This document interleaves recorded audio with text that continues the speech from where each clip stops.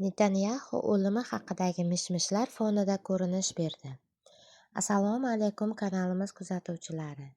Kanalda yangi bo'lsangiz, obuna va layk tugmasini bosishni unutmang. Isroil bosh vaziri Binyamin Netanyaxu o'zining o'limi haqidagi mish-mishlar fonida yangi video e'lon qildi. Bu videoda mamlakatdagi kafelarning birida qahva buyurtma qilayotgani va dolzarb savollarga javob berayotgani ko'rinadi. Video ijtimoiy tarmoqlardagi bosh vazir sahifalarida joylashtirildi. Avvalroq Isroilga Eron tomonidan uyushtirilgan hujumlar fonida internetda Netanyaxu tirikmi yoki yo'qmi degan savollar keng muhokama qilina boshlagan edi. Ko'pchilik bosh vazir bir muddat omma oldida ko'rinmay qolgani sababli uning yaralangani yoki hatto halok bo'lgani haqida taxminlar bildirildi.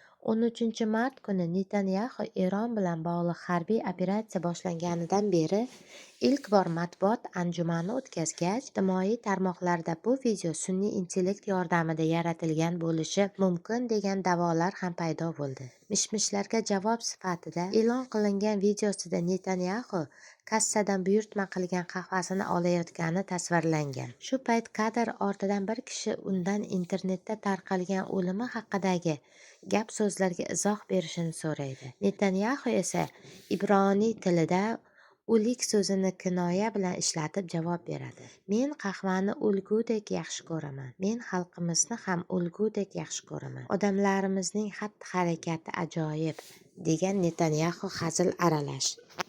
Shundan so'ng u kulimsirab, qo'llarini kameraga tutib, barmoqlarini sanab ko'rishni taklif qilgan. Bosh vazir shuningdek kafe xodimlari bilan suhbatlashib, urush davrida isroilliklarning ruhiyati va birdamligini yuqori baholagan. Biz hozir ayrim tafsilotlarni oshkor qila olmaydigan ishlarni qilyapmiz, ammo biz Eronga ham, Livanga ham kuchli zarbalar bermoqdamiz, degan Netanyaxu.